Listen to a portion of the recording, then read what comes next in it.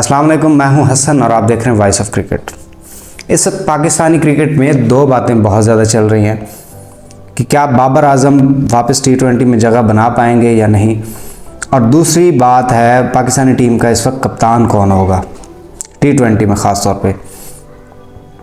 अब यहाँ पर बात मैं आपको बताता चलूँ कि जो बाबर आजम के फ़ैन हैं उनके लिए ये बुरी खबर है कि बाबर आजम की T20 में जगह अभी मुश्किल बन रही है।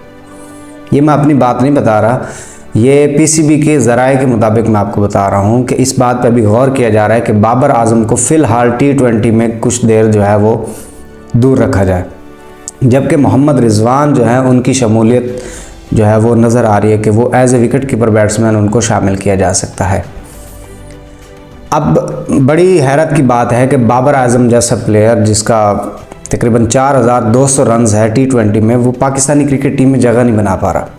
और वजह क्या बताई जा रही है? वजह ये है कि बाबर आजम का स्ट्राइक रेट जो है वो कम है, 134 से 130 के स्ट्राइक रेट से वो खेलते हैं। तो बाबर आजम का स्ट्राइक रेट अभी भी, यही वजह बताई जा रही है कि बाबर आजम को इस वजह से नहीं रखा जा रहा। जबकि देखा जाए तो पाकिस्तानी क्रिकेट टीम में इस वक्त बहुत सारे ऐसे प्लेयर हैं जो कम स्ट्राइक रेट के साथ और कम एवरेज के साथ भी टीम में अभी तक खेल रहे हैं। तो इस हिसाब से देखा जाए तो ये बाबर आजम के साथ नाइंसाफ़ी हो रही है। ऐसा लगता है कि जैसे आकिब जावेद और बाकी जो मैनेजमेंट के लोग हैं वो बाबर आजम के साथ अपनी कोई पर्सनल मामला है उसको देख रहे हैं और इस वजह से बाबर आजम के ख़िलाफ़ हुए हैं।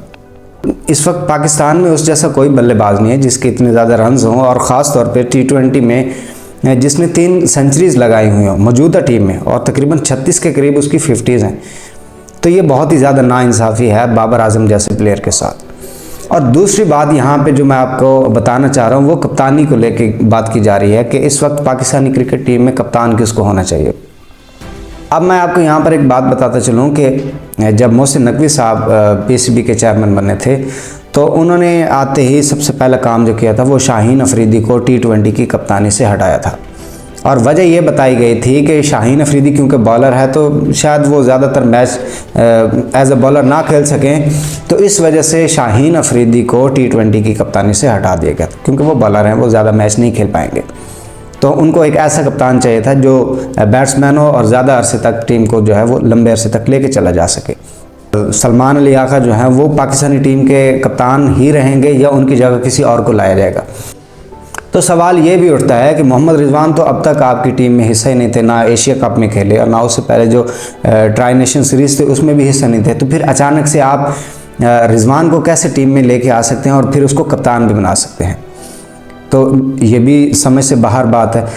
दूसरी बात यह है कि शाहीन अफरीदी को भी T20 का कप्तान बनाया जा सकता है, लेकिन देखना यह होगा कि क्या PCB अपने पहले वाले फैसले को दोबारा गलत साबित करेगी, कि यकीनन ऐसा भी नहीं हो सकता। कहा जा रहा है कि माइक हैसन जो हैं वो सलमान अली आगा को ही फ़िलहाल कप्तान रखना चाहते हैं, क्योंकि अभी 4 महीने तकरीबन पड़े हैं T20 वर्ल्ड कप में। तो वो चाहते हैं कि एक बड़े इवेंट में सलमान अली आगा को एज ए कप्तान आजमाया जाए और उनकी सलाहियतें देखी जाएँ। तो एक हिसाब से ये फैसला ठीक भी है, लेकिन दूसरी बात यह है कि सलमान अली आगा की बतौर कप्तान ख़ुद उनके कोई रन्स नहीं है, ठीक है। अगर इनका कंपैरिजन किया जाए सरफराज के साथ तो आपको याद होगा कि सरफराज जो है वो उन्होंने पाकिस्तानी टीम को मुसलसल 11 T20 की सीरीज़ जिताई थी, जो कि बहुत बड़ा रिकॉर्ड है। लेकिन उसके बावजूद भी सरफराज जो थे उन्होंने 37 मैच खेले थे एज ए कप्तान, जिसमें से सिर्फ उनके 521 रन से। तो बतौर कप्तान वो एज ए कैप्टन तो बहुत अच्छे थे, लेकिन उनकी कोई अपनी पर्सनल परफॉर्मेंस नहीं थी जिस वजह से उनको हटाया गया था। अब यहाँ पर सलमान अली आगा भी बिल्कुल उसी कैटेगरी में फिट हो रहे हैं कि बतौर कप्तान उन्होंने ट्राई नेशन सीरीज़ तो जीती है, उनमें ठीक है कैप्टनसी की सलाहियतें भी हैं, लेकिन बतौर कप्तान उनके अपने रन्स नहीं हैं, यहाँ पर उनकी अपनी परफॉर्मेंस नहीं है।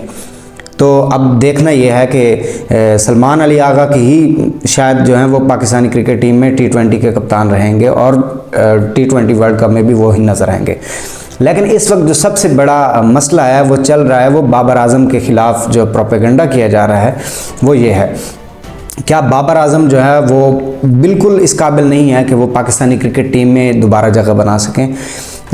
यकीनन क्रिकेट फैंस जो हैं वो बाबर आजम को दोबारा देखना चाहते हैं, जिस तरह की उनकी परफॉर्मेंसेज रही हैं। T20 वर्ल्ड कप में इंडिया के ख़िलाफ़ उन्होंने 152 रन जो बगैर विकेट गंवाए चेज़ किया था, वो सबको याद है। इसके अलावा बतौर कप्तान उन्होंने 200 रन चेज़ किया हुआ है इंग्लैंड के ख़िलाफ़ भी।